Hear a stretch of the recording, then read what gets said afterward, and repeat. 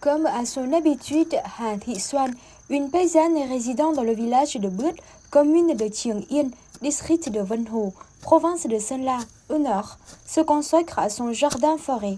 Elle laboure, arrose les plantes, arrache les mauvaises herbes et s'occupe des jeunes pousses.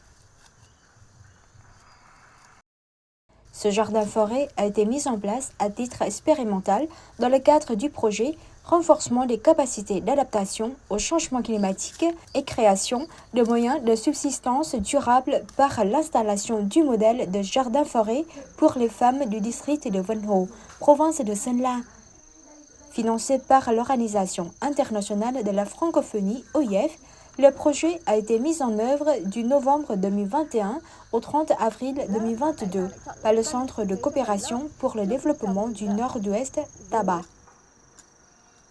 Elle se souvient souvent des difficultés rencontrées au début du projet sur cette colline.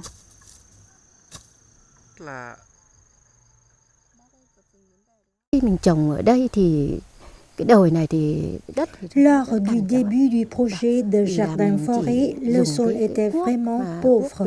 Laborer était difficile en raison de la dureté du sol. Maintenant, un râteau suffit pour préparer le sol et planter des arbres.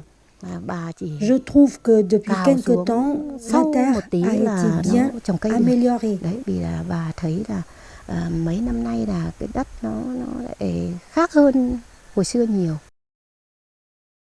Après une longue période de monoculture, les terrains ont subi l'érosion et perdu progressivement leurs nutriments organiques. C'est pourquoi, au cours de ces dernières années, la culture locale n'a pas été efficace en raison de la mauvaise qualité de la terre. Dans ce contexte, le modèle de jardin-forêt à 16 strates a été mis en place. Un hectare de colline a été végétalisé avec plus de 1000 espèces de plantes. Le projet a directement bénéficié à 1600 femmes de Trường Yên. Cái mô hình trồng rừng 7 lớp này, đầu tiên là ở phần dưới là mình tận dụng những cái Dans le modèle de jardin-forêt à 7 strates, la strate inférieure est réservée aux légumes et aux herbes aromatiques. Les strates du centre sont destinées aux plantes à fleurs et aux fruits. La strate supérieure est réservée aux arbres pluriannuels.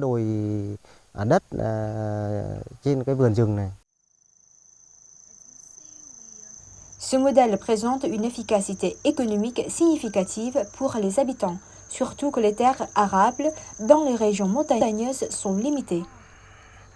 Les paysans peuvent récolter tout au long de l'année. À long terme, ils peuvent exploiter les arbres fruitiers, tandis qu'à court terme, les légumes, les plantes de soja, d'haricots et de cacahuètes constituent une source de revenus.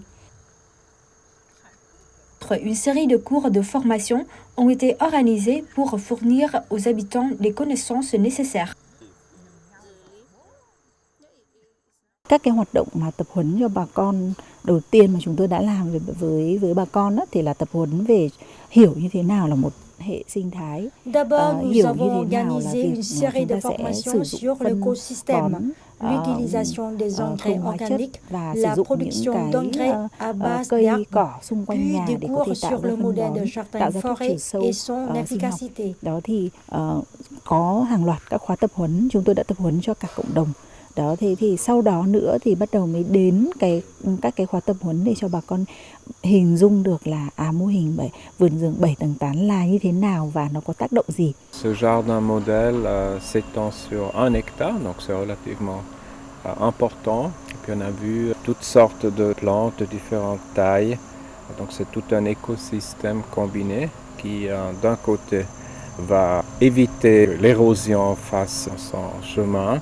Et puis en plus, évidemment, il y a toutes ces plantes qui vont donner des fruits et aussi en fait un soutien économique aux familles de ce village et de toute la région. Le village de Bướt est niché au cœur d'une vallée, entouré d'une forêt primaire et dominé par de hautes montagnes. Il n'est accessible que par une route unique, étroite et pentue.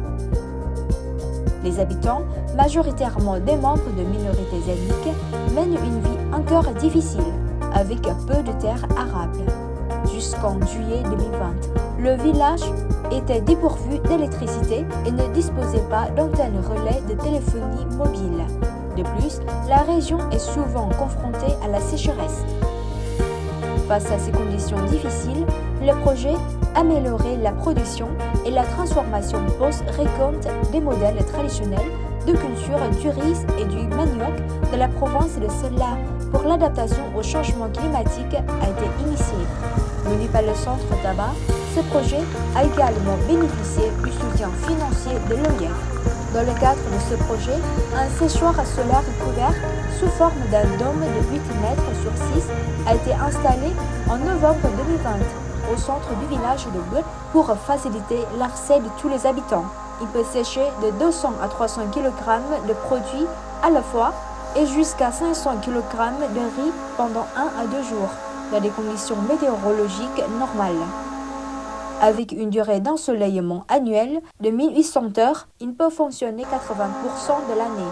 Doté d'une durabilité prévue de 15 ans, il peut être utilisé par tous et ne générer aucun coût, que ce soit pour son fonctionnement ou pour son entretien.